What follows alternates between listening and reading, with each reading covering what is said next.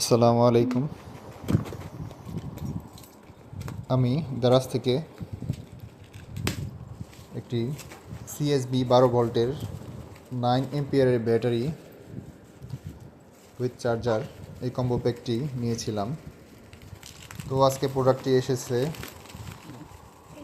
এখানে আমি CSB lead acid battery, যেটা 12 ভোল্টের 9 এম্পিয়ারের এই ব্যাটারিটি পেয়েছি। সাথে চার্জার প্লাস সকেট ক্লিপ এগুলো সঠিকভাবে পেয়েছি।